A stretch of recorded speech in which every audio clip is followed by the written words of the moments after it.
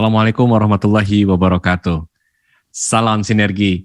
Bapak Ibu Mitra TSI, dalam video kali ini saya akan menyampaikan judulnya tentang 8 dimensi kualitas diri. Artinya adalah dimensi-dimensi apa saja yang perlu kita periksa, kita diagnosa, kita cek agar kita mampu menganalisa, mendeteksi dimensi-dimensi di mana kualitas daripada aktivitas yang sedang kita lakukan. Banyak di antara kita, termasuk saya sendiri, kadang-kadang ketika menjalankan sebuah aktivitas, kemudian memikirkan karena sifatnya manusia adalah senantiasa tafakur, memikirkan apa yang sudah saya lakukan ini, mengapa saya tidak juga mencapai apa yang menjadi goals atau tujuan dari apa yang sedang saya lakukan, atau mimpi saya, atau target-target saya.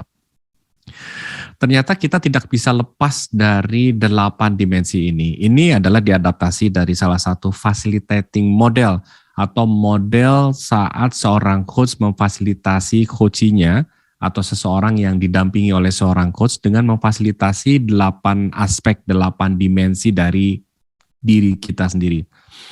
Nah, ini bisa kita lakukan secara personal, secara pribadi, kemudian kita merunut apa-apa saja dimensi-dimensi yang kemudian kita dalam bentuk pertanyaan dan kita jawab apa saja yang ada di dalam diri kita. Apa pentingnya? Pentingnya adalah ketika kita kemudian sadar bahwa ada aspek-aspek atau dimensi-dimensi yang kemudian luput untuk kita sadari bahwa di 8 dimensi ini perlu kita kuasai. Karena acap kali kita justru dikuasai oleh 8 dimensi ini. 8 dimensi ini diadaptasi dari namanya matrix models. Kalau Bapak Ibu, teman-teman yang tahu film Matrix, Morpheus pernah mengatakan kepada Neo, "Wake up Neo, the Matrix has you." Katanya Neo dikuasai Matrix. Karena sejatinya kita perlu menguasai matriks, perlu menguasai 8 dimensi ini, bukan dikuasai oleh 8 dimensi ini. Dengan mengenal 8 dimensi ini, kita juga bisa mengenal diri kita lebih dekat. Dengan kita mengenal, maka kita lebih paham. Di antara Bapak Ibu, berapa skala 0 sampai 10 atas aspek memahami diri sendiri? Ada yang nilainya dari 0 sampai 10, ada yang nilainya, wah saya sudah paham sekali, bagus sekali. Ada juga yang merasa saya belum memahami diri saya. Belum memahami artinya boleh jadi belum mengenal diri sendiri.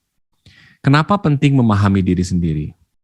Dalam sebuah perlombaan, dalam sebuah pertandingan, dalam sebuah katakanlah olimpiade atau tanding dengan lawan tanding di dalam sebuah cabang olahraga. Ketika seseorang memenangkan pertandingan tinju, pertandingan anggar, pertandingan voli, pertandingan sepak bola, apa yang terjadi ketika seseorang memenangkan atau sebuah tim memenangkan dari kawan tandingnya?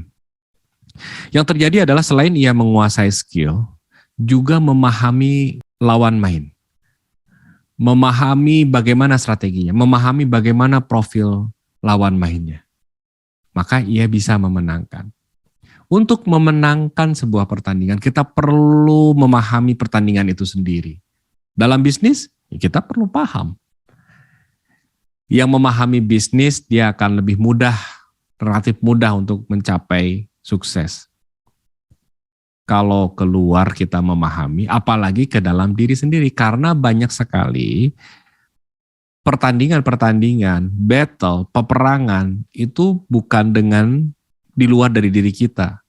Tapi justru pertandingan yang paling berat dan paling menempel dengan kita, dekat dengan kita, dan paling sering kita lakukan adalah justru melawan diri sendiri. Bagaimana kita bisa memenangkan diri sendiri? Bagaimana kita bisa memenangkan perang di dalam diri kita sendiri? Jelas kita perlu memahami diri kita sendiri. Maka apa yang terjadi ketika kita menang? Ketika kita memahami diri kita sendiri, maka kita dampaknya adalah lebih tenang. Ketika kita tenang, maka kita bisa fokus untuk menjalankan strategi kita. Kita bisa memenangkan pertandingan. Orang-orang yang memenangkan pertandingan, orang-orang yang memenangkan sebuah perlombaan maupun pertandingan, adalah orang-orang yang memahami strateginya, sehingga ia bisa tenang dalam bermain. Dalam sebuah kecepatan yang sangat cepat, seorang pembalap yang memenangkan pertandingan justru seorang pembalap yang mampu menguasai aspek teknis, aspek psikologis, sehingga ia tenang dalam sebuah kecepatan yang sangat cepat. Valentino Rossi itu tenang sekali ketika ia berbelok, ia sangat menguasai. Maka untuk memenangkan apapun pertandingan di dalam hidup kita, yang paling pertama adalah kita perlu memenangkan diri kita sendiri. Dengan memenangkan diri kita sendiri, kita menjadi perlu untuk tenang. Untuk tenang kita perlu paham. Untuk paham kita perlu mengenal. Untuk mengenal apa saja yang perlu kita kenal, ada 8 aspek yang akan saya sharekan melalui slide berikut ini. 8 dimensi kualitas diri. Ada 8 yang perlu kita periksa, kita cek Bapak Ibu, agar kita bisa senantiasa mampu menguasai diri kita sendiri, memenangkan apa-apa yang ada di dalam diri kita, yang senantiasa melekat. Kualitas yang pertama, dimensi yang pertama adalah dimensi di mana kita dalam hidup ini sebagai diri kita tidak pernah lepas dari apa yang dinamakan dengan makna atau meaning. Makna atau meaning ini tidak pernah lepas dari diri kita karena kita tidak pernah memberikan makna. Tidak memberikan makna dalam hidup ini. Segala sesuatu yang terjadi di luar sana senantiasa kita berikan arti. Maka makna ini adalah arti. Kita sebagai manusia senantiasa memberikan arti, memberikan nama, memberikan makna pada setiap kejadian di luar. Dan inilah yang kemudian menggerakkan kita. Karena kita merespon kejadian di luar, merespon kata-kata, merespon perilaku dari orang lain, itu adalah berdasarkan apa makna yang ada di dalam diri kita. Gambarannya seperti ini. Ada kejadian di luar sana, apapun itu, event, peristiwa, kata-kata orang, perilaku orang terhadap kita, itu adalah sesuatu yang ada di luar sana. Kita menyebutnya dengan dunia luar. Dan itu kita jadikan sebagai sebuah stimulus atau pemicu atau trigger. Nah, stimulus ini akan kita respon dan respon kita akan menjadikan stimulus bagi kejadian, bagi orang lain. Jadi orang lain memberikan stimulus dalam bentuk kata-kata, perilaku, dan kita akan memberikan respon. Dan respon itu adalah menjadikan stimulus bagi orang lain. Dan orang lain akan memberikan respon lagi yang menjadi stimulus buat kita. Jadi loopnya adalah pertukaran antara stimulus dan juga respon. Dalam kita memberikan respon, maka stimulus ini akan diproses oleh panca indera melalui map atau representasi kita atau peta. Peta ini terdiri dari rupa, suara, sensasi, bau, kecap, atau kita kenalnya istilahnya fakok. Fakok ini terdiri dari visual, auditori, kinestetik, olfaktori, dan gustatori. Istilah kerennya. Atau kalau kita melihat sebuah kejadian itu ada yang bisa dilihat, ada yang bisa didengar. Dan itu masuk dalam memori kita. Makanya ketika saya misalnya menyampaikan kepada Bapak Ibu, bayangkan laut. Yang akan terbayang pertama kali apa? Boleh jadi di antara Bapak Ibu ada yang membayangkan visualisasinya, gambar ombaknya di dalam pikiran kita. Boleh jadi ada yang langsung teringat auditorinya atau suara deburan ombaknya. Boleh jadi ada yang langsung mengingat wangi laut, bau laut itu sendiri. Boleh jadi ada yang merasakan anginnya. Karena setiap kita beroperasi pada dominasinya beberapa berbeda. Ada yang dominasi visual, auditori, kinestetik, penciuman, dan juga rasa atau kecap. Nah, dari stimulus ini kemudian kita representasikan di dalam alam pikir kita menjadi sebuah memori. Kemudian kita tambahkan makna, karena maknanya bisa berbeda. Ini mengapa kemudian ketika misalnya ada kata-kata dari orang lain, dalam ilmu psikologi ada yang melakukan terapi, misalnya kalau dimarah-marahin bos, kita ubah saja suaranya, kita edit suaranya, kemudian kita edit gambarnya jadi kayak gambar yang lucu-lucu, sehingga respon kita berbeda, state kita berbeda. Dalam respon, saya jadi tenang. Tapi itu tidak membantu. Yang paling membantu adalah bagaimana kita memaknainya. Makna apa yang saya berikan ketika orang lain marah-marah. Boleh jadi marah-marah yang sesuatu yang karena perilaku kita. Boleh jadi marah-marah karena ia sedang ingin marah-marah sehingga kita bisa meresponnya berbeda. Respon kita akan ditentukan oleh makna apa yang kita berikan ketika ada suatu kejadian dari dunia luar. Maka yang akan merespon adalah berdasarkan dunia dalam kita. Dunia dalam kita ini ditentukan oleh makna yang kita kemudian berikan arti dari makna itu. Ada tentang keyakinan, kita merespon berdasarkan apa yang kita yakini. Ketika kita yakini sesuatu itu adalah tidak benar, maka kita akan merespon dengan apa yang kita yakini. Identitas kita akan merespon berdasarkan identitas kita, berdasarkan pemahaman kita. Karena boleh jadi kalau kita tidak paham bahwa lampu merah itu perlu berhenti, kita tidak akan merespon sedemikian rupa ketika ada orang menyerobot lampu merah. Ya biasa-biasanya karena kita nggak tahu kok, nggak understanding, kita nggak tahu aturannya kok. Tapi ketika kita tahu aturan, kita akan berbeda responnya. Kemudian berdasarkan pengalaman akan memberikan respon. Boleh jadi kita merespon sesuatu itu biasa-biasa saja karena kita tidak punya pengalaman. Contoh ketika kita merespon ketika anak kecil mau pegang api. Ya kita akan merespon hati-hati, langsung diambil anak kita. Tapi anak-anak dalam merespon api ketika dia tidak punya pengalaman, dia akan pegang aja, tangan kebakar baru.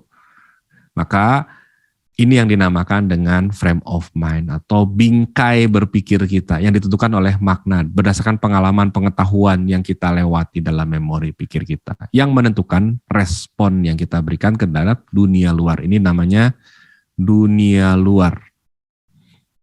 Ini didasarkan dari makna yang kita berikan yang menjadi frame of mind atau Bapak Ibu biasa menyebutnya dengan mindset.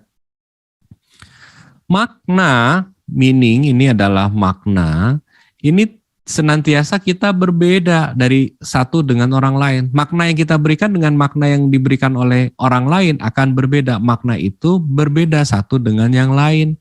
Bila makna ini adalah menjadi sebuah pemahaman, maka makna yang berbeda itu bisa jadi membuat kita menjadi beda paham, bukan salah paham. Makanya kita tidak pernah salah paham. Yang terjadi adalah beda paham. Untuk bisa, apa yang bisa kita lakukan dengan perbedaan paham ini? Kita bisa melakukannya yaitu dengan saling memahami. Saya mampu dipahami oleh orang lain mampu memahami saya. Salah satu toolsnya adalah bagaimana kita berkomunikasi. Jadi komunikasi itu bukan sekadar bercakap-cakap atau ngobrol, tapi juga mengenal apa yang dipahami oleh kawan bicara kita. Nah ini tentang makna. Dimensi kualitas makna ini mempengaruhi hidup kita. Karena kemudian dari apa yang kita respon akan mempengaruhi hasil. Hasil ini akan menentukan nasib. Jadi kalau takdir merupakan sesuatu yang datang dari Allah Subhanahu wa taala dan kita perlu menerima.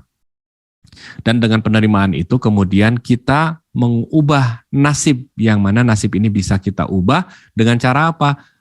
Dengan cara kita memperbaiki makna-makna apa yang bisa mendukung atas aktivitas yang kita lakukan. Maka salah satu dimensi kualitas diri yang paling pertama adalah bagaimana kita memikirkan kembali makna apa yang kita berikan pada aktivitas yang kita lakukan. Pertanyaannya bisa sederhana.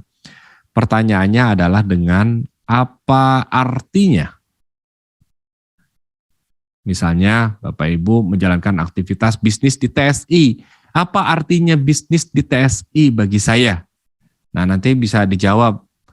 Jawabannya X1. Artinya adalah bagi saya menambah rezeki. Nanti Bapak Ibu bisa tanyakan lagi. Ini misalnya jawabannya adalah mendapatkan penghasilan.